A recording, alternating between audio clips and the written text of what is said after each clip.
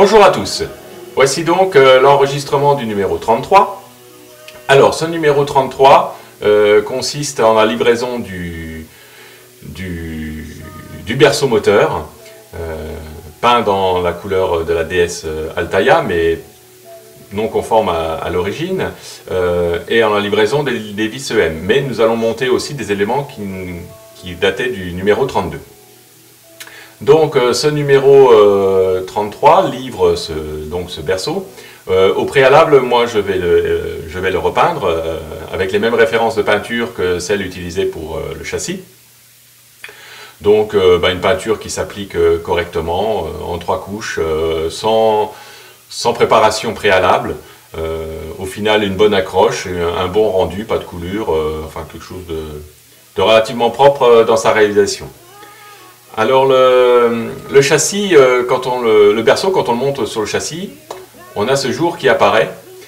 Certains ont modifié le berceau pour coller à l'ajustement du châssis. Moi je fais l'inverse, c'est-à-dire que c'est le châssis qui va s'adapter. Les deux bras sont relativement fragiles et un tout petit peu flexibles, donc j'estime que c'est le berceau qui doit donner la forme au châssis et pas l'inverse. Donc pour cela je visse donc les deux vis arrière afin de bien maintenir le berceau. Et vous allez voir que en fait le jour est encore plus important sur le berceau. Voilà, c'est assez impressionnant. Malgré tout, il y a quand même une petite flexibilité qui fait qu'avec les deux vis supplémentaires qui sont livrées, on va pouvoir rapprocher le châssis du berceau. Et encore une fois, je pense que c'est la meilleure solution plutôt que d'adapter le berceau au châssis, parce que les cotes, à mon avis, c'est celles du berceau qu'il faut prendre en compte, et pas celles du châssis qui peuvent varier compte tenu de la flexibilité du châssis.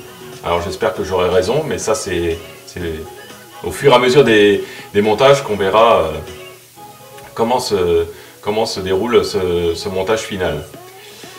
Donc voilà, une fois que les vis sont bien rapprochées, là c'était pas encore tout à fait le cas, une fois que les vis sont bien rapprochées, l'ajustement est tout à fait correct et on arrive à quelque chose qui est plus en rapport avec le châssis d'origine. Et surtout beaucoup plus solide, parce que j'avais quand même des inquiétudes sur la solidité du châssis sur sa partie avant. Je reviens donc aux pièces du 32 qu'on va monter dans ce numéro 33. Donc j'ai peint le bras arrière de couleur verte, une référence classique, hein.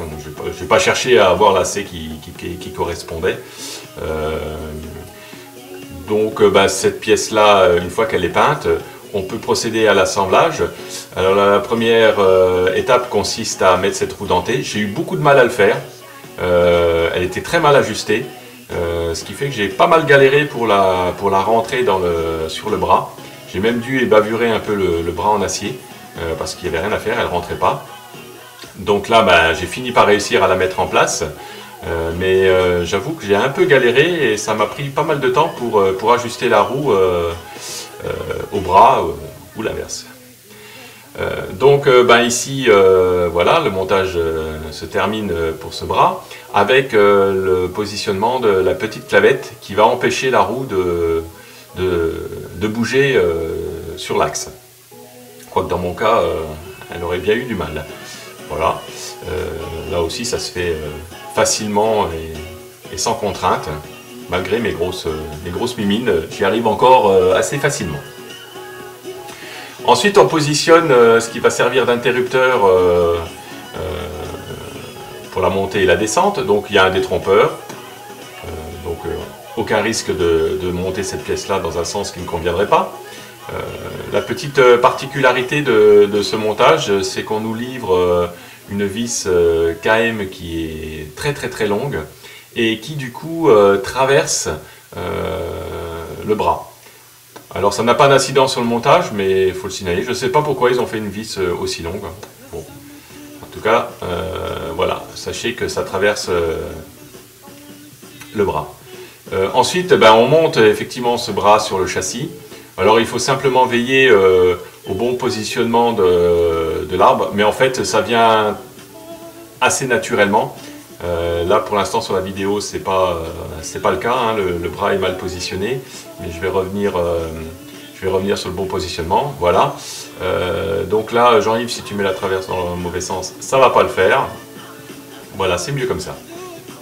D'où l'intérêt aussi de peindre les pièces en noir, hein, puisque cette pièce-là est livrée en noir, et sur le châssis couleur sablé, hors sablé, c'est un peu bizarre. Voilà le montage tel qu'il apparaît une fois que la traverse qui maintient en fait le bras arrière est posé. Donc pour la visser, il faut retourner le châssis et visser les deux vis. Encore une fois, pas de souci sur le filetage, mais il est très important d'avoir un bon tournevis. Hein. Je sais, je me répète, mais c'est quand même une phase primordiale pour le montage. Donc surtout que là c'est des vis de section assez balèze, hein, ce qui est un peu normal puisque quand même c'est des vis qui maintiennent les roues sur lesquelles vont poser un châssis relativement lourd. Donc voilà, on en termine de ce montage 33 avec une petite vue du rendu. J'avoue que je suis assez satisfait et que cette adaptation, après tout qui ne consiste qu'à faire un peu de peinture, donne un peu plus de réalisme encore à cette maquette.